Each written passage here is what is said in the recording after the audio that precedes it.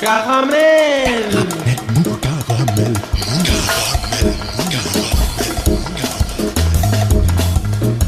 Caramel. Mou.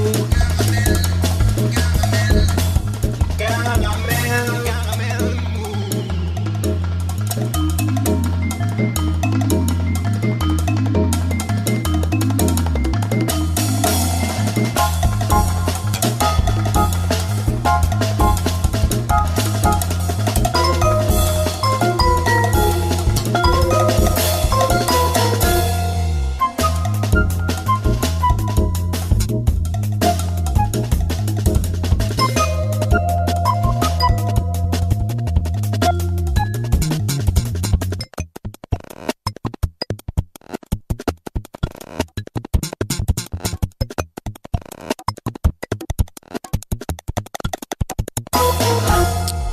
Pendant un peu plus de 4 mois, de mi-janvier à début mai, Édouard Philippe, notre nouveau premier sinistre, a chroniqué la campagne présidentielle tous les jeudis dans Libération sous le titre « La campagne comme côté droite ». Dans sa première chronique, le 19 janvier, il se posait la question carrément de l'existence d'Emmanuel Macron et commençait ainsi son premier papier sur cette interrogation existentielle. Qui est Macron ? La réponse fuse 15 lignes plus loin. Certains voient en lui un Brutus assassinant son César de père. Édouard Philippe, lui, y voit plutôt un Sutorius Macro, obscur fonctionnaire de l'Empire romain, assassin de l'empereur Tibère et adepte d'un populisme désinvolte. Macron, je cite Édouard Philippe, n'assume rien mais promet tout, avec la fougue d'un conquérant juvénile et le cynisme d'un vieux routier. Fermez le banc. Le 16 février, dans une nouvelle chronique, il le compare à un Jésus d'opérette. Je cite encore. Il marche sur l'eau en ce moment. Il, c'est Emmanuel Macron. À la France paralysée, il ordonne « Lève-toi et marche ». Aux électeurs déboussolés, il leur dit « Celui qui vient à moi n'aura plus faim. Celui qui croit en moi n'aura jamais soif. » Et tout ça, tout seul, sans réel programme, ni réelle équipe. Il suffit de croire en lui, dit toujours Édouard Philippe, d'avoir la foi. Un mois plus tard, le 16 mars, faisant un comparatif entre Marine Le Pen et Emmanuel Macron, tous les deux transgresseurs de règles, alors que lui professe le respect justement de ces règles, Édouard Philippe ose ce raccourci plutôt simpliste. Je cite encore. Elle dit « Je ne suis ni de droite ni de gauche ». L'autre affirme « Je suis de gauche et de droite ». Marine Le Pen se veut ailleurs et Macron se dit partout. Le 30 mars, toujours dans les chroniques qu'Édouard Philippe livra pendant 4 mois pour le journal Libération tous les jeudis, il constate que dans l'hypothèse où Macron serait au second tour face à Le Pen, ce qui écrit-il, ne me semble pas encore certain, il devra rassembler à droite. Propos prémonitoire. À la veille du premier tour, Édouard Philippe, toujours dans sa chronique hebdo pour Libé, s'épanche sur sa crainte qu'après je cite, une campagne décevante sur le fond, les indécis choisissent un candidat moins pour ce qu'ils proposent que pour ce qu'ils en espèrent. Le mandat qui en résultera sera peu clair. En clair, justement, il annonce un Macron s'il est élu, mal élu et illégitime. Pendant l'entre-deux tours, néanmoins, il ordonne qu'il faut aider Macron au nom de l'intérêt du pays, contre l'intérêt du parti Les Républicains. Et enfin, à la veille du second tour, le 4 mai, il prophétise « Si c'est Macron, il devra transgresser, sortir du face-à-face ancien, culturel, institutionnel et confortable de l'opposition droite-gauche pour constituer une majorité d'un nouveau type. Son chemin sera étroit et risqué. » Le 7, Macron est élu. Le 14, Édouard Philippe est nommé Premier ministre. Ainsi, en 4 mois et demi, Édouard Philippe est-il passé d'une vision de Macron inconnu au bataillon à celle de l'homme providentiel.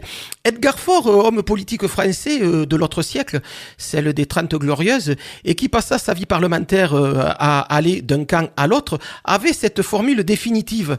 Ça n'est pas la girouette qui bouge, mais le vent qui change de sens. La devise est sans doute celle de notre nouveau Premier ministre. Salut les filles, c'est Joe Kangourou pour un nouvel épisode de Caramel Mou, réalisé ce soir encore par Jérôme depuis le studio souterrain de Radio associative toulousaine qui depuis l'inondation des studios de Radio Campus en février dernier accueille nos élucubrations hebdomadaires, qu'ils en soient ici une nouvelle fois remerciés. Dans le courant de cette émission, eh bien, je recevrai le pianiste Greg Aguilar qui forme avec le saxophoniste David Odrochi le duo duo Endless qui sort ces jours-ci un album assez remarquable, duo que l'on pourra retrouver le jeudi 1er juin prochain sur la scène du Rex.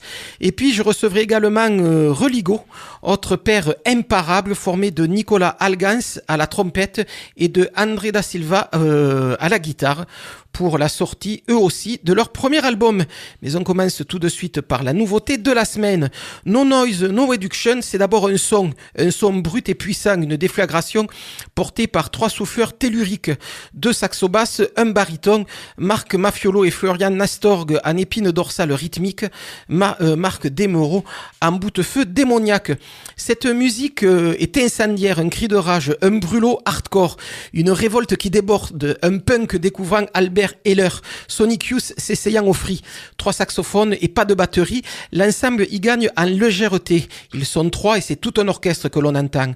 No Noise, No Reduction viennent de sortir Au doux combat me joindre, un premier album tribal et couillu dont est extrait Sludden, le premier morceau de cet album formidable, c'est Caramel Mou et c'est tant mieux.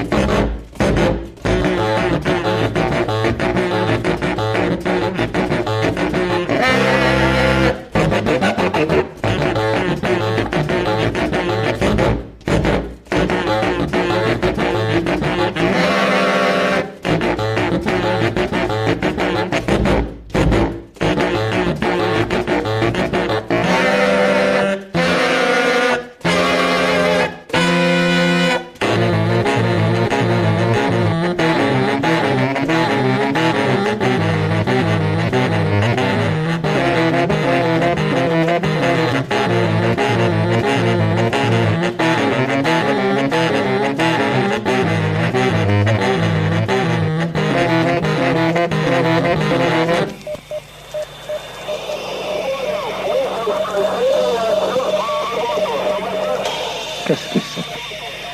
Caramel mou.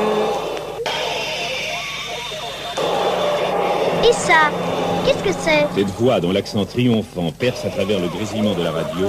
C'est Joe Congo ou pardon? Greg Aguilar, bonsoir. Bonsoir. Greg Aguilar, vous êtes notre invité ce soir à l'occasion de la sortie du premier album de Endless, un duo formé par vous-même au piano et David Odrochi au sax soprano, album Lost Lake que vous fêterez le 1er juin prochain au Rex, mais on parlera un peu plus longuement de cet album et de ce concert en fin d'interview.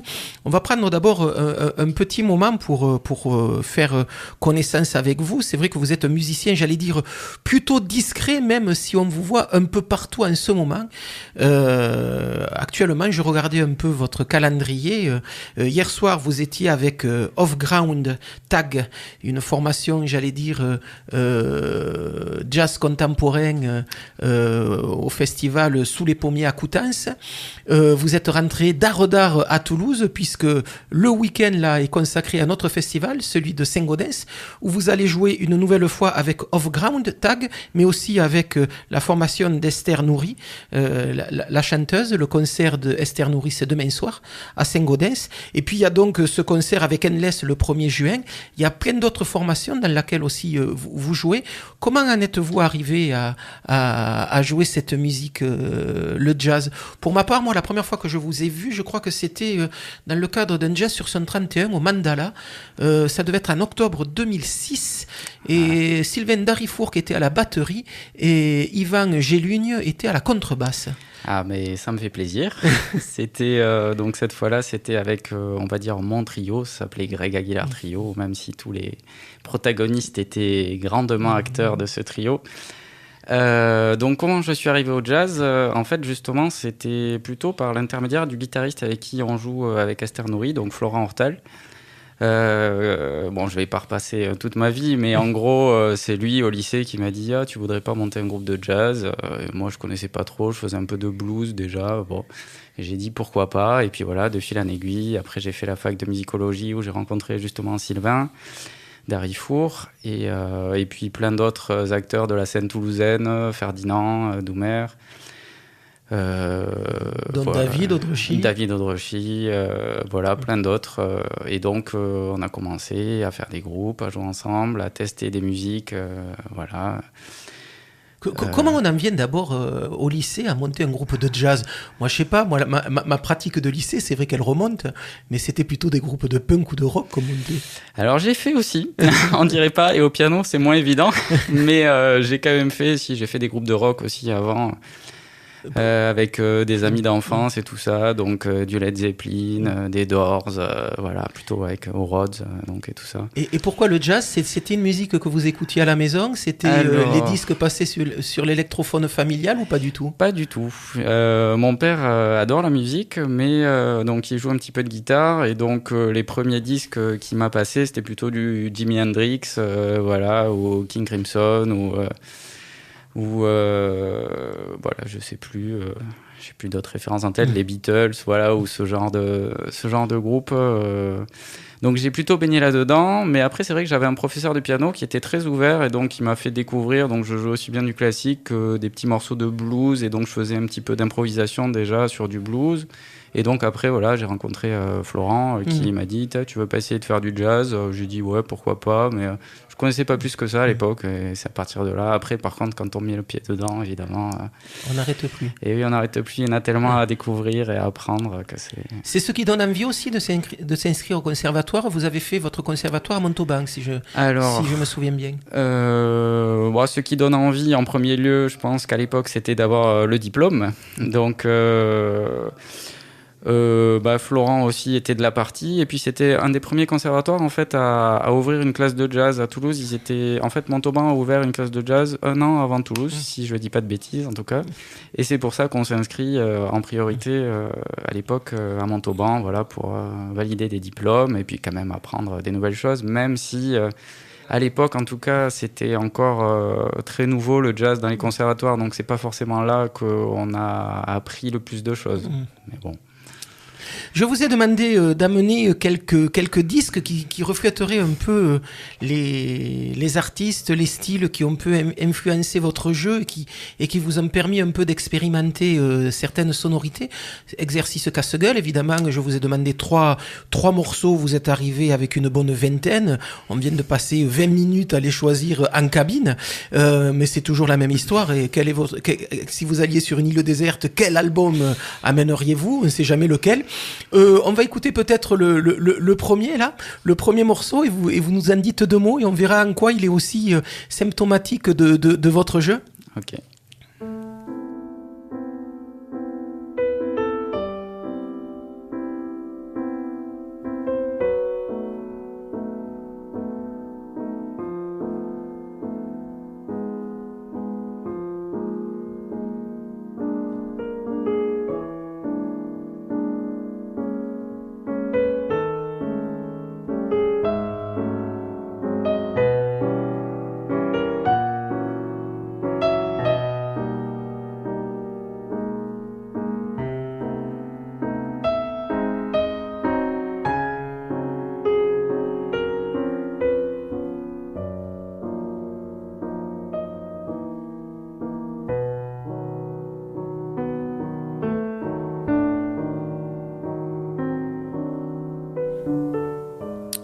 Greg Aguilar, de qui s'agit-il ? Donc là, c'est Brad Meldo sur un de ses premiers disques en solo qui s'appelle Elegiac Cycle. Vous auriez pu mettre Bill Evans, c'était pareil. Alors j'ai hésité justement avec Bill Evans, je l'avais pris aussi sur l'album You Must Believe in Spring par exemple. C'était pas tout à fait pareil quand même à mon goût, mais en fait ce que j'aime beaucoup dans ce morceau, justement là je disais avant l'émission que c'était difficile de choisir un album où tout me plaît, justement sur cet album tout me plaît par contre. J'adore tous les morceaux. Il y a vraiment un climat sur tout l'album. Je sais que je l'ai écouté plein de fois, du début jusqu'à la fin, les yeux fermés, et on est vraiment transporté, quoi. Avec un toucher très délicat. Et oui, mais Brad Meldo, je sais pas si tout le monde le connaît, mais en tout cas, moi j'adore effectivement cet artiste, j'adore ses choix musicaux, j'adore sa façon de jouer du piano. Et dans cet album, justement, c'est aussi, on le connaît pour sa virtuosité, mais dans cet album, c'est pas tellement virtuose, mais par contre, c'est toujours de bon goût, la bonne note au bon endroit, super composition, Avec des choses qui ont à voir aussi avec le piano romantique. Oui, quand même, aussi. Même si je crois que lui aime pas trop qu'on le compare à Bill Evans. Je crois. Mais cependant, c'est vrai qu'il y a forcément un lien de parenté. Et puis Bill Evans, c'était là avant lui, malgré tout. Et c'est pas un petit lien de parenté, quand même. Et oui, non, je suis d'accord.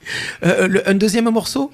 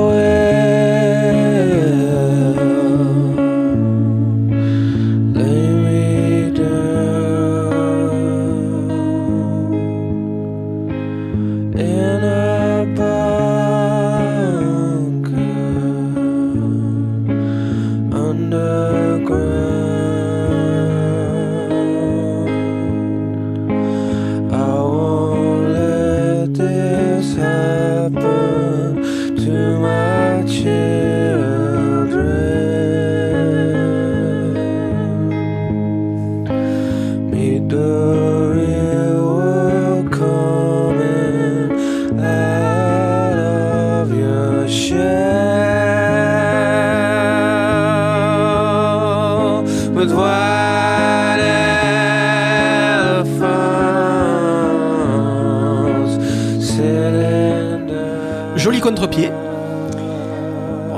Il fallait choisir, ça a encore été compliqué de choisir, mais voilà, donc là c'est Radiohead, c'est un groupe que j'adore aussi, et que finalement ça se recoupe avec le premier morceau. J'ai pas fait exprès là dans la sélection, mais Brad Meldo, en fait j'ai découvert finalement Radiohead en écoutant Brad Meldo, en me disant tiens, il reprend des reprises, c'est des reprises d'un groupe de rock, je connais pas, je vais écouter, et en fait je trouve ça génial.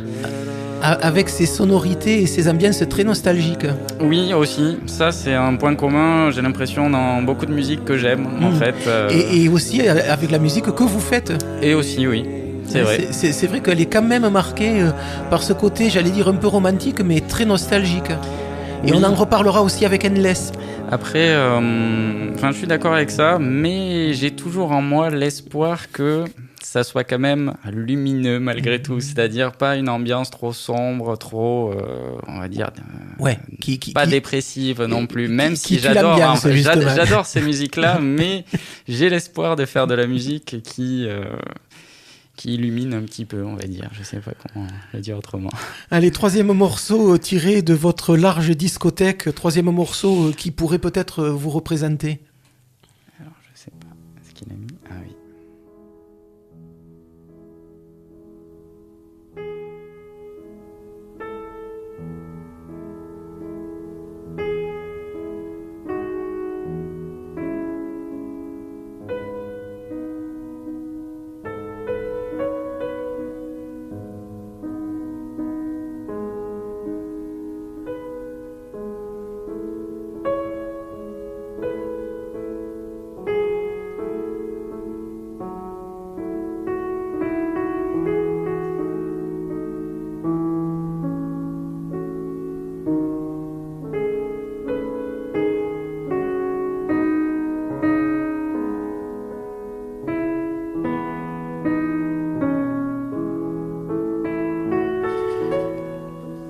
Là, on revient à une approche plus classique du piano avec ce morceau de Ravel. Tout à fait. Ouais, pourquoi ce choix-là? Toujours pareil, parce que j'adore ce morceau. Donc c'est le concerto en sol de Ravel, le 3e mouvement. Et à chaque fois que en fait, je peux l'écouter 15 fois d'affilée, et à chaque fois, je me dis « Ah, mais oui, c'est trop bien, c'est beau, c'est ça ». Et sinon, pour la petite anecdote, c'est aussi un morceau qui a été repris par Herbie Hancock sur non, je sais plus le nom de l'album. Mais bref, il a enregistré ça, pareil, avec un orchestre symphonique. Donc là, on n'entend que le début, il y a du piano, mais en fait, après, il y a l'orchestre qui arrive, les flûtes et tout ça. Et Saint-Saëns-François, le pianiste, c'est quelqu'un qui vous est cher, ou c'est parce que vous l'aviez sur le début de la pile des classiques que vous avez pris cet album, ou Saint-Saëns-François, c'est vraiment un pianiste qui est important pour vous? Non, malheureusement. En tout cas, non, c'est vous pas... avez le droit. Non, c'est pas tellement... Enfin, j'adore cette interprétation, j'en ai quand même plusieurs à la maison de ce morceau, mais c'est vrai que je préfère celle-là. Mais après, non, je suis pas non plus je connais pas bien ce que fait Saint-Saëns-François, donc on peut pas dire que... Ce qui est drôle, c'est que dans les 3 morceaux que vous nous avez amenés ce soir, donc qui sont vraiment dans une ambiance très nostalgique et très romantique, il y a pas d'orgue, alors que vous avez 2 versants dans votre vie d'instrumentiste. Vous avez le piano classique, le grand piano, mais également vous avez l'orgue, et vous n'êtes pas un manche non plus lorsque vous passez du côté des claviers électriques. Merci pour le compliment. Oui, mais de toute façon, voilà, c'est ça le problème. Choisir 3 morceaux, c'est pas possible. Ok, j'adore l'orgue. C'est que le hasard. Joe De Francesco, je suis fan. Eddie Louis. Je suis venu à l'orgue en fait. Je sais pas si je vais raconter ça. Je parle beaucoup, mais non, mais à la base, c'est parce que justement, pour former notre premier groupe de jazz, justement, il n'y avait pas de bassiste dans la région, et donc on m'a dit, mais pourquoi tu ferais pas les basses? Ah bon.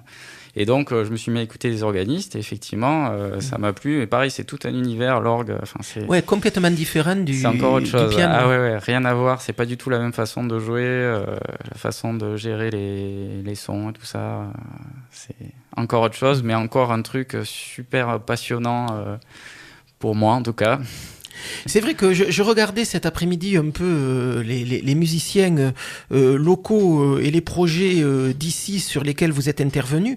C'est vrai que vous avez fait vos classes quand même avec les cadors de ceux qui a formé la scène jazz toulousaine dans les années 90. Abdou Salim, Richard Caléja, Tonton Salut, Dominique Rieux, Jacques Adamo, Philippe Laudet, Hervé Rousseau. Enfin, c'est vrai que c'est tous les grands solistes qui ont marqué le jazz toulousain des années 80 pour certains et 90 pour la plupart. Un sacré apprentissage quand même. Et oui, complètement. Que de jouer avec ces gens-là. Ah, ça c'est sûr. Et c'est vrai que, c'est pas que je suis vieux, mais on va dire ça c'était dans ma jeunesse. Oui, non, mais ça veut dire que quand vous avez joué avec ces gens-là, vous aviez quoi, 22, 23 ans? Oui, je pense c'était dans les années. J'ai dû commencer 2000. Dans les années 2000, voilà. Peut-être un peu plus. Mais c'est vrai que j'en menais pas large. En tout cas, au début, je suis arrivé à Toulouse, je découvre le mandala, je découvre Tonton Salut, je découvre Abdou Salim et tout ça. Et puis, de fil en aiguille, au fil des rencontres, ça s'est fait. Et c'est vrai que l'apprentissage là, il commence avant tout par le bebop. Parce que tous les gens que vous citez, c'était des adeptes de ce style-là. Alors bebop, art bop. C'est un peu un passage obligé quand on fait du jazz et passionnant d'ailleurs aussi. Mais donc pour l'apprentissage du jazz, c'est un langage, le bebop, c'est une super école parce qu'on travaille beaucoup l'harmonie, les approches chromatiques. Donc oui, je crois que c'est un passage un peu obligé pour tous les musiciens de jazz aujourd'hui, même la nouvelle génération. Avant de faire des choses modernes avec des effets et des sons et tout ça, souvent ils savent déjà jouer un standard bop comme il faut, quoi. C'est vrai que vous parlez de génération de musiciens. La génération dont on vient de parler, c'était des solistes pour qui finalement la notion de groupe était un peu aléatoire. Des groupes un peu qui ont tenu sur la longueur à cette époque-là, il y en a finalement peu. Par contre, il y a eu plein de formations à géométrie variable qui ont fonctionné avec ces musiciens-là. Et peut-être que la génération qui monte actuellement, cette notion de groupe est très importante. C'est dû à quoi ?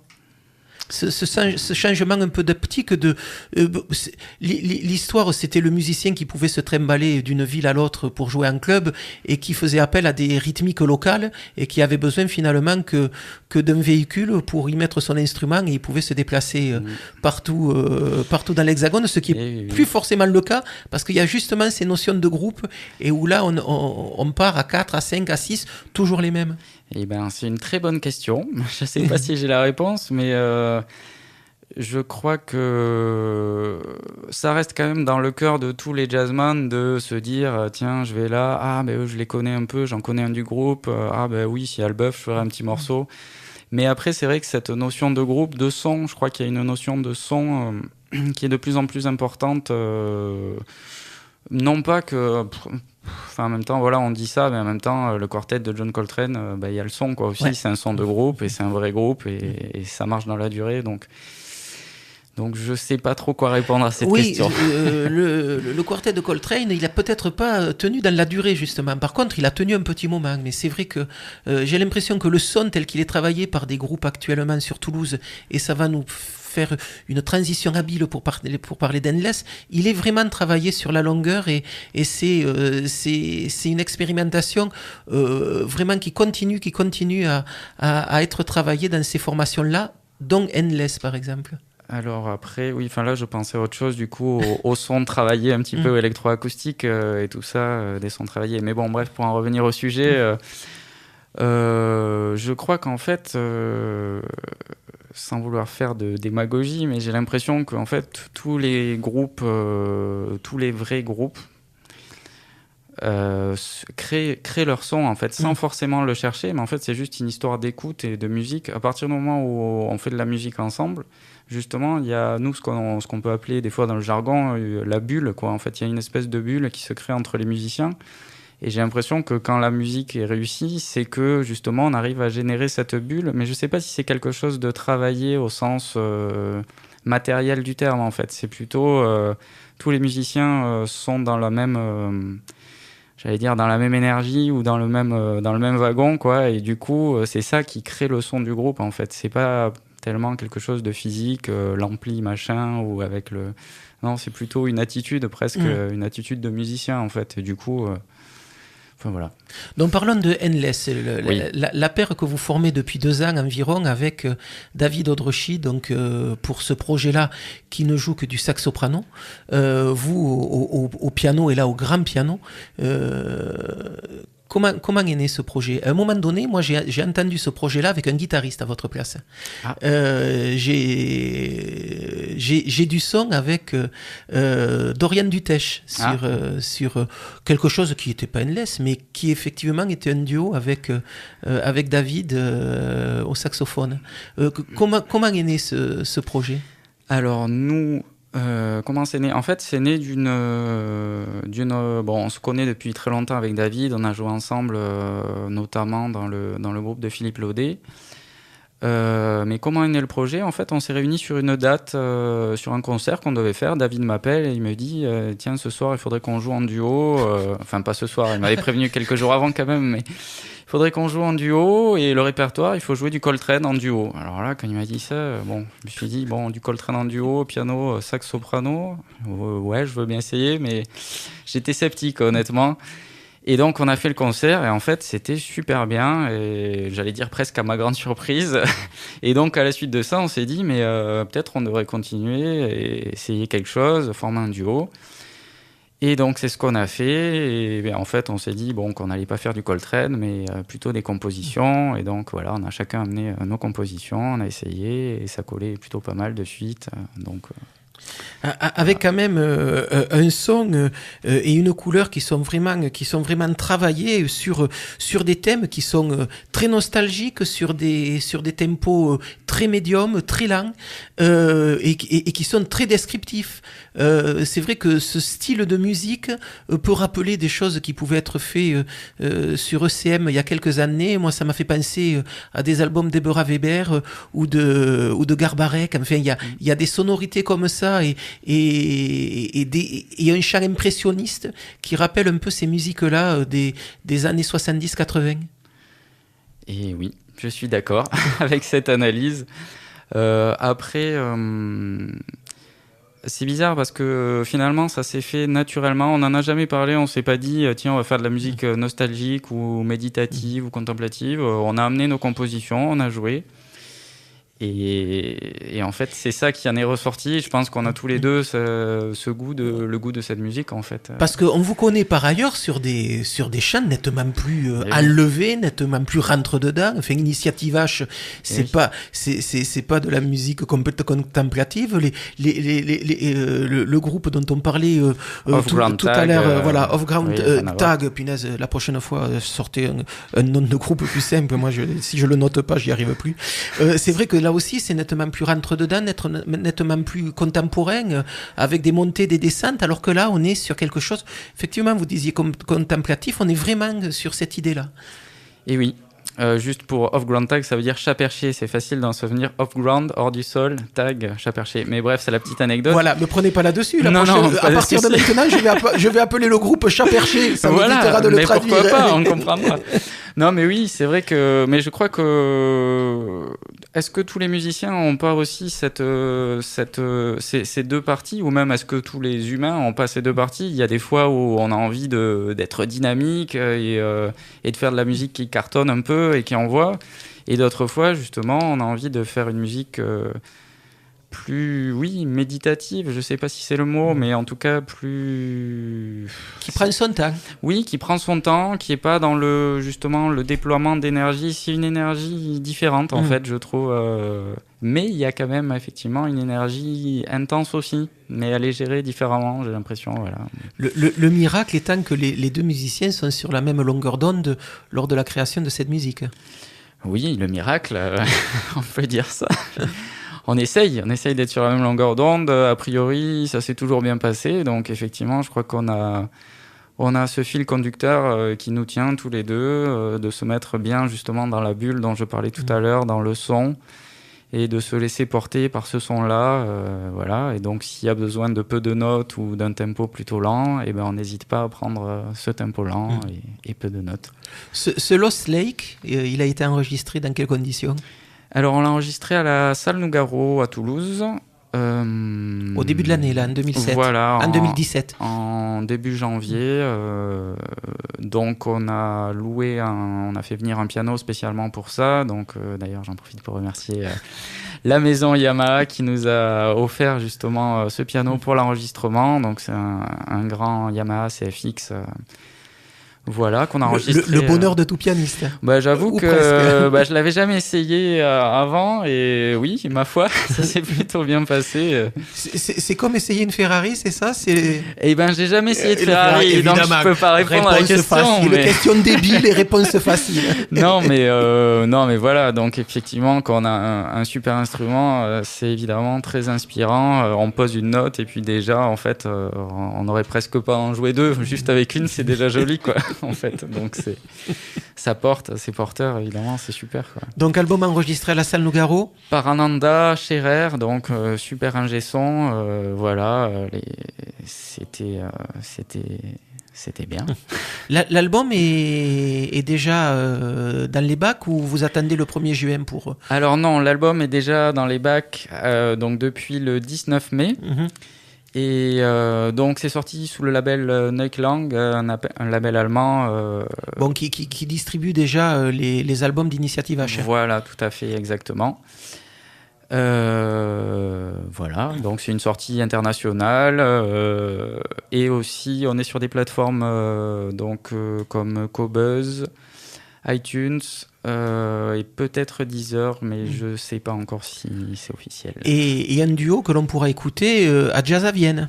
Voilà, ce qui est pas rien. Ce qui est pas rien, tout à fait, à Jazz à Vienne, si je me trompe pas, le 29 juin. Et on joue aussi à l'Astrada à Marciac, donc ce qui est pas rien, pour le premier jour de l'ouverture du festival, donc le 28 juillet. Donc ça, bon, évidemment, c'est une immense chance et un bonheur partagé avec David et partagé avec vous aujourd'hui à la radio, puisqu'on en parle. Non, c'est vrai que c'est quand même deux rendez-vous majeurs des festivals de l'été, Vienne et Marciac. Et bon, pouvoir arriver à jouer là, ça veut dire que effectivement, il y a des programmateurs qui vous ont remarqué, qui vous ont déjà dans l'oreille. Apparemment. Très bien, donc on verra un peu la suite. Donc en tout cas pour les Toulousains que nous sommes, Endless, c'est le 1er juin que ça se passe, donc le prochain jeudi. Voilà, donc un coplateau comme il se fait beaucoup en ce moment à Toulouse, ça veut dire que c'est aussi une façon intelligente pour des groupes de s'autoproduire et de s'autodiffuser. Complètement. En fait, là, c'est un coplateau donc avec Omorify Trio qui est aussi partenaire du on va dire de la petite boîte de prod Not Only à Toulouse. Et donc nous, on travaille avec eux. Et enfin, je dis petit, mais en fait grand par le talent. Et c'est aussi une énorme chance de les avoir. Et donc, effectivement, c'est l'occasion de fêter la sortie de nos 2 premiers albums. En fait, le premier album d'Endless et le premier album d'Amorify. Voilà. Et donc, ça là va aussi, être super. grand pianiste qui était venu nous présenter son trio l'année dernière, au moment où il avait joué dans Jazz sur 131. Et oui. Immense pianiste que je connais maintenant. On s'est croisés au conservatoire où je lui donnais quelques cours, mais il savait déjà très très bien jouer. Et puis après, il a fait la Berklee. Et voilà, ça va être vraiment. C'est déjà un très grand pianiste que j'aime beaucoup. Très bien, Greg Aguilar, merci d'être passé ce soir nous voir. Donc je rappelle votre actualité plutôt, j'allais dire, nourrie en ce moment. Ça, c'est jeu de mots facile. Donc justement, vous jouez avec la formation d'Esther Nourri, la chanteuse, demain soir à Saint-Gaudens. Le lendemain, dimanche, vous êtes avec Off-Ground Tag, donc toujours au festival de Saint-Gaudens. Et puis le 1er juin, au Rex, vous serez en coplateau avec le trio d'Amorify. Là, vous serez avec votre duo Endless et David Audrechy au sax soprano. Endless qu'on retrouve tout de suite dans un morceau qui est une de vos compositions, Galactic Lake. Endless. Merci beaucoup. Merci beaucoup. Grégoire Aguilar d'être venu nous voir ce soir dans Caramel Mou. Merci à vous pour l'invitation.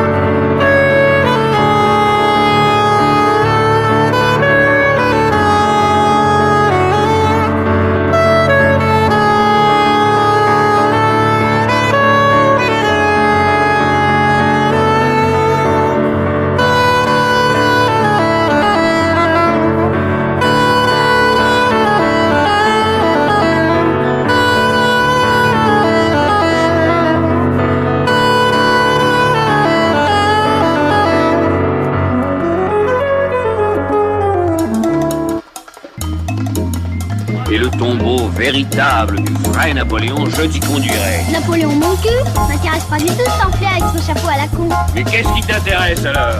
Caramel.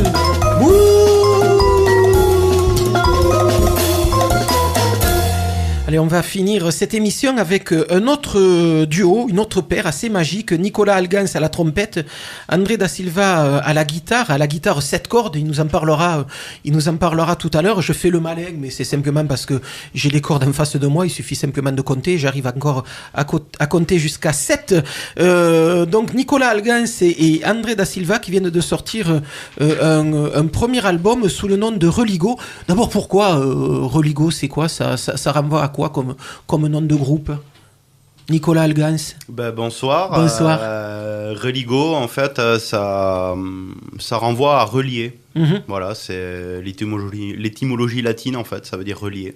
Et donc, simplement. Ça relie des musiques plutôt à tendance brésilienne et à des musiques qui sont un peu tirées du jazz, c'est ça un peu?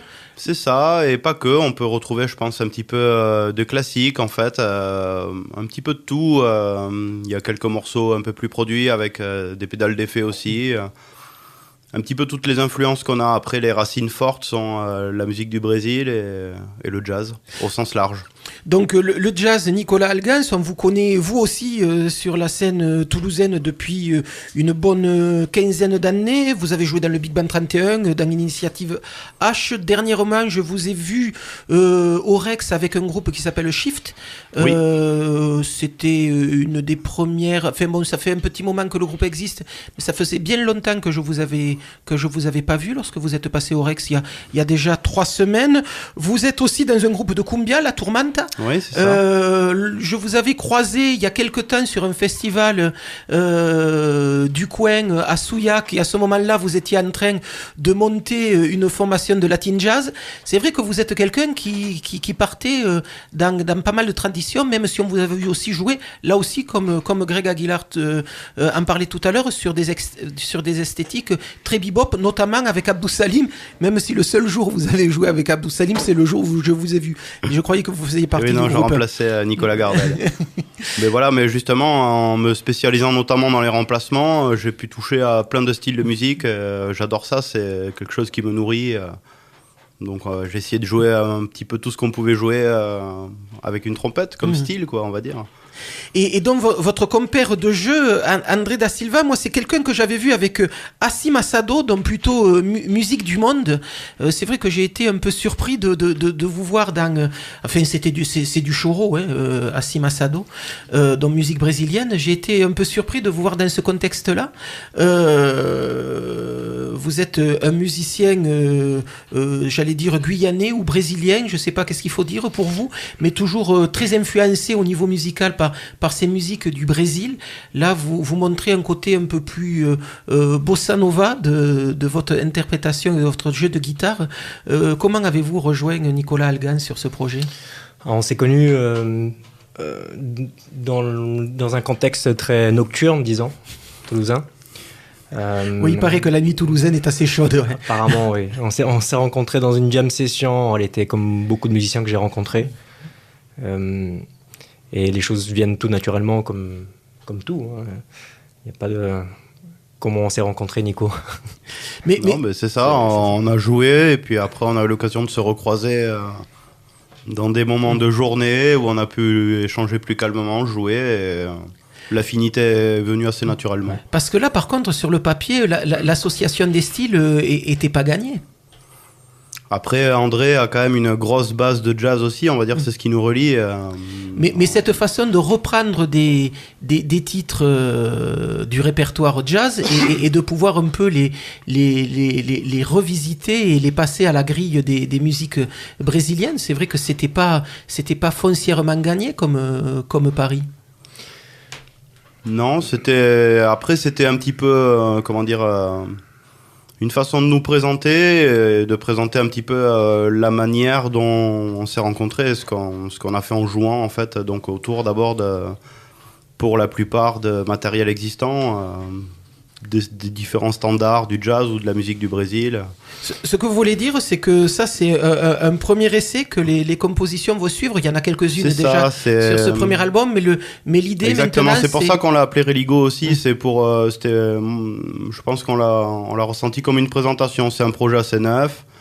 Je pense qu'il y a beaucoup de choses à faire justement dans l'association guitare-trompette. On a eu récemment RL Besson et Nelson Veras qui ont sorti aussi un bel album. Ouais. Mais finalement, dans l'histoire du jazz, on retrouve peu cette association. Paolo Fresu en a fait quelques-uns. En a fait aussi, oui. Ici, il y avait Sébastien Sirotto qui a sorti j'ai entendu ça récemment, oui. un duo avec Benjamin je suis assez curieux d'entendre, Glibert, qu'on a pu entendre 2-3 fois cette saison à Toulouse, et qui est assez magnifique, avec là aussi une idée assez originale. Il ne joue que des morceaux qui parlent d'amour, et alors là ça s'étend de la musique de la Renaissance à de la variété française de ces dernières années. Et c'est vrai que le spectre, je n'ai pas encore eu l'occasion de l'écouter, assez large. Mais c'est vrai que là aussi, c'est une jolie association trompette-guitare. On va peut-être en écouter tout de suite un premier morceau. Vous avez amené vos instruments tout à l'heure, vous nous jouerez un morceau en direct. Mais là, on va écouter un premier morceau, Cheio des Dedos, donc extrait de ce premier album de Religo, et on revient avec eux juste après ça.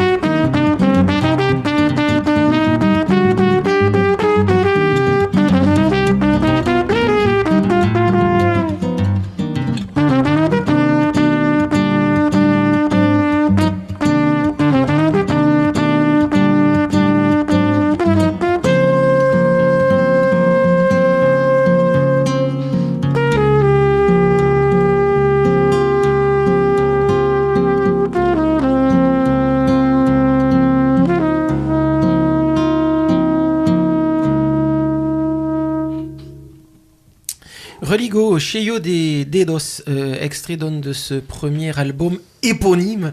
Religo, Nicolas Algans à la trompette, André da Silva à la guitare. Un album, ça veut dire quoi de nos jours, enregistrer encore un album pour un groupe? La semaine dernière, à votre place, il y avait François Petit et Serge Lopez qui viennent eux aussi de monter un duo de 2 guitares et qui disaient que maintenant, les albums, vu ce qu'était en train de devenir l'industrie du disque, ils n'avaient pas trop envie d'en faire et ce qui importait, c'était de jouer. Pour vous, ça représente quoi ce premier album, Nicolas Algans? Pour ma part, c'est une forme d'instantané, en fait, on va dire. C'est une photo d'un travail réalisé, en fait. Voilà, après, c'est vrai qu'en termes de, comment on pourrait dire, de marketing, etc., c'est pas le point n'est pas de faire des sous avec, en fait, c'est vraiment de... Mais c'est toujours le passage obligé pour aller chercher des concerts, par exemple. Évidemment, après, c'est une actualité, donc ça nous permet, par exemple, d'être ici et de discuter autour de cet album, par exemple. Hein, donc, c'est sûr que c'est quelque chose qui déclenche après, évidemment, des événements. Bon, c'est peut-être pas Caramel Mouet qui va déclencher des événements, je voudrais pas vous décevoir. Mais c'est juste, voilà, c'est déjà un premier pas. Dans quelles conditions il a été fait? L'enregistrement, on en parlait tout à l'heure, il y a aux manettes Nicolas Gardel, qui est un autre trompettiste important à Toulouse, mais dans quel studio il s'est fait? Donc ça s'est fait chez des amis à nous, un ami qui s'appelle Laurie Delati. Voilà, c'est un studio qu'il a monté à 25 km de Toulouse. Et donc Nico travaille régulièrement avec ces personnes-là et il avait des jours gratuits, on va dire. C'est un petit peu après des donnants-donnants d'histoire. Et donc du coup, il nous a proposé d'abord tout naturellement d'utiliser ces 2 jours, voilà, pour faire cet album. Quel est son rôle, par exemple, en tant que, j'allais dire, directeur artistique ou homme derrière les manettes? Il vous donne des conseils pour le son ou simplement il se charge de récupérer de manière la plus satisfaisante possible le son que vous êtes en train de créer à 2? Nicolas, on le connaît pour ça. Il a un recul. Donc, il nous a permis d'avoir du recul sur notre projet, voilà, il nous a laissé très très libre de faire ce qu'on voulait. Il a adhéré, on lui a présenté une maquette, il a adhéré à la musique. Après, il a eu et puis les petites touches de production aussi. Voilà, on va dire, il a une plus grande expérience de la gestion d'un enregistrement d'album, donc il a pu amener aussi cette touche de production ou de réalisation, on va dire. C'est quoi? C'est amener des pédales d'effet, c'est insister sur certaines sonorités spécifiques, c'est ça son travail là de producteur? C'est ça, et c'est nous mettre à l'aise aussi, j'ai envie de dire, en fait. André da Silva, vous jouez d'un instrument un peu particulier, guitare à 7 cordes, je rappelle pour les béotiens et les néophytes que d'habitude une guitare ça en a 6. Guitare à 7 cordes, celle-là, elle vient d'où et quelle est son histoire? La guitare 7 cordes est considérée aujourd'hui comme une guitare brésilienne et qui fait partie de l'orchestration traditionnelle du choro. Et le choro qui est l'une des racines, peut-être la racine. Peut-être la racine de toutes les musiques populaires, en tout cas qui en réalité mélange plein de choses au Brésil. Et c'est une espèce d'étiquette globale. Et tout le monde au Brésil joue du choro. Et quand vous dites mélange plein de choses, bon, il y a des percussions qui est plutôt africaines, mais ça mélange quoi d'autre? Le choro, c'est un peu comme l'équivalent du jazz, l'intitulé jazz, mais au Brésil. C'est à la base une musique instrumentale aussi. Et qui, évidemment, tout comme toutes les musiques vivantes et qui se font sur le moment, elle est en constante évolution également, mais très ancrée dans une certaine façon de ressentir le rythme et le swing et le groove d'ensemble, tout comme le jazz également. D'une certaine façon, le jazz veut tout et rien dire aussi, et le choro veut tout dire et pas rien, par contre, parce que c'est comme mais qui mélange toute la musique du Nord-Est, mais c'est aussi une musique qui est née au Sud-Est, à Rio, et qui donnera naissance à la samba, à la bossa nova aussi, historiquement parlant. C'est une musique rurale ou c'est une musique citadine? Urbaine, oui. C'est une musique urbaine. Oui. C'est une musique urbaine jouée. C'est une musique de bal? C'est une musique qui est abordée de façon très simple, c'est-à-dire abordée autour d'une table. Et on appelle ça les roda di choro, les rodas. Et par exemple, sur le morceau que l'on vient d'écouter, on sent l'influence de cette musique-là sur cette interprétation-là. Oui, ça c'est un compositeur qui s'appelle Ginga. Et Ginga, c'est justement à mon avis, l'un des plus grands compositeurs de l'histoire du Brésil. Et Dieu merci, il est encore vivant. Mais par contre, il est peu connu. Il est peu connu, oui. Même au Brésil, il est peu connu, je pense. Et qui fait une espèce de synthèse entre un rapport harmonique très inspiré du jazz. C'est un gars qui est hyper inspiré par Duke Ellington ou toute la musique américaine, etc. Mais qui intègre dans sa musique non seulement sa voix, lui, mais également toutes les voix possibles du Brésil. Donc c'est un gars qui écrit des choros, qui écrit des chansons, qui écrit du forró, des baião, qui intègre tous ces rythmes-là dans sa musique à lui. Et donc on en est arrivé à lui en partant de la guitare à 7 cordes, donc qui est l'instrument traditionnel du choro. Oui, il ne joue pas de la guitare 7 cordes lui, mais il est inspiré de tout cela, oui. Le premier gars à avoir joué de la guitare 7 cordes au Brésil, c'est un gars qui s'appelle Gino Sete Cordes, dont on parlait tout à l'heure, et qui est le papa de ce rapport à l'instrument, qui invente tout un langage en tout cas. La différence avec une 6 cordes, ça ramène quoi et ça donne quoi en plus, cette 7e corde? Elle permet quoi? De jouer plus de rythmique, de jouer plus de basse? Ça va au-delà du simple fait d'avoir une corde en plus, c'est un rôle particulier dans le choro. C'est que je pense que c'est pas parce que j'ai une corde en plus que j'ai plus de musique, mais c'est un instrument à part entière, oui. Qui joue un rôle d'accompagnement et de contre-chant dans les basses de la mélodie. Je dis peut-être une connerie, mais c'est par exemple il y a le berimbau dans la musique traditionnelle brésilienne. Est-ce que par exemple cette corde-là peut être assimilée à ce qu'on fait jouer au berimbau sur certains morceaux brésiliens? Pas vraiment, non. Donc c'est bien une connerie. Non, mais la 7 cordes, elle joue vraiment le rôle de coudre les recoins harmoniques. C'est-à-dire que c'est la 7 cordes qui va indiquer tel changement de partie ou tel renversement qui va amener à telle autre partie. Donc qui joue des phrases d'annonce d'une partie à une autre. Et qui est finalement très discret, mais qui est primordial dans cette musique-là. C'est vrai que dans la façon dont André da Silva parle de cette musique-là et de la façon dont il a de prendre la guitare en main, c'est un discours très très jazz. Ah oui, évidemment, oui. Puis on sent, et c'est la ferveur en fait.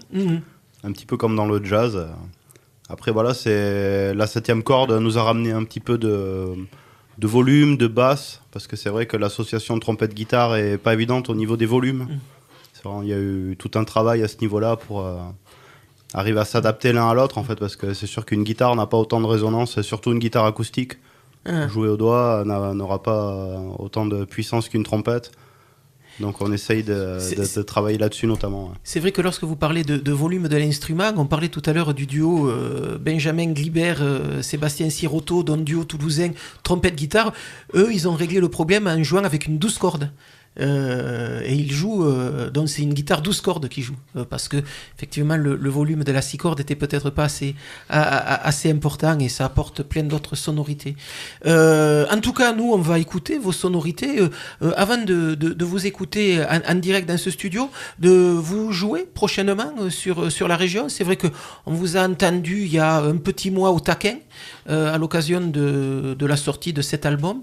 Il y a des concerts prévus pour la rentrée par exemple? Alors il y a des concerts même plus récents. Donc la semaine prochaine on joue pour le off de Jazz en Comminges. Voilà, le 24 mai pour l'exposition de Valérie Mazouin à la Chapelle à Saint-Gaudens. Et puis le 25 mai aussi dans l'après-midi, sur 2 journées. Et après donc on a cet été le 15 juillet on joue pour Jazz à 7. Voilà, en première partie de Donny McCaslin et Émile Parisien tribute à Joe Zawinul. Voilà, et donc à la rentrée, je pense qu'il va y avoir une petite impro qui va être prévue. Voilà, vous allez recommencer à faire le tour des lieux incontournables où on peut écouter du jazz et assimiler à Toulouse. Exactement. En tout cas, là, on va simplement vous écouter. Vous êtes arrivé avec vos instruments et c'est tant mieux, comme on dit souvent dans cette émission. Le duo Roligo qui, là aussi, donne une autre vision, une autre idée de la vitalité de la scène jazz toulousaine. C'est vrai que ça part dans tous les sens en ce moment à Toulouse et on trouve aussi le temps de pouvoir écouter ce style de musique qui est un peu comme celle d'Endless, sur des tempos plutôt médium, pas énervé, qui prend son temps. Et de temps en temps, c'est vachement agréable aussi de prendre son temps dans la musique. Je vous laisse religo, donc Nicolas Algans à la trompette, il est sur ma gauche. Vérifiez vos enceintes, cette émission est distribuée en stéréo. Et puis André da Silva sur ma droite à la guitare. Allez-y.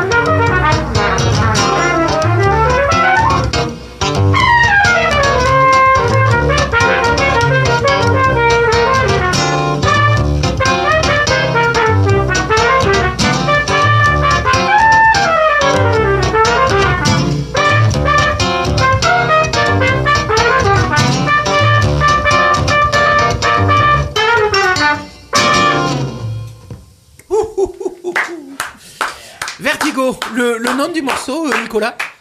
Alors, le nom du morceau, c'est Tazones. C'est une composition d'André. Jolie C'est un composition. petit village en Asturie, en Espagne.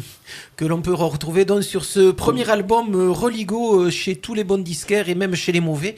Vous l'avez compris, Religo qui à partir de septembre devrait repartir à la conquête des salles toulousaines avant de partir au-delà, comme dit Buzz l'éclair. Merci messieurs d'être venus nous voir ce soir. Et puis nous on va peut-être se quitter là, simplement vous rappeler deux concerts pour ce soir. C'est vrai qu'on est le week-end de l'Ascension, il y a des choses qui sont fermées à Toulouse. Je rappelle aussi, il y a un concert de Shift à l'Impro le 26 mai. Voilà. Si jamais oui, il y a des motivés, venez nombreux. Et j'allais dire que il y a Shift, donc formation de 6 musiciens, si je me souviens bien. C'est ça, oui. 6 musiciens avec Dorian Dutèche à la guitare, Nicolas Algansera à la trompette. Formation à suivre, toulousaine, 26, c'est à l'Impro. C'est donc ce soir, ça commence à 20h30. Et je disais, en ce week-end de l'Ascension, il y a plein de choses qui ferment, donc ce qui fait qu'il n'y a pas beaucoup de concerts. Donc ce soir à l'Impro, on aura Shift. Ce soir et demain soir au théâtre du Fil à Plomb, Brassin Insolite, un duo sensiblement loufoque sortant de l'oubli, quelques chansons de jeunesse inédites, des écrits pamphlétaires et aussi des poèmes non mis à musique de Georges Brassens. Ça c'est au théâtre du Fil à Plomb et c'est à partir de 21h.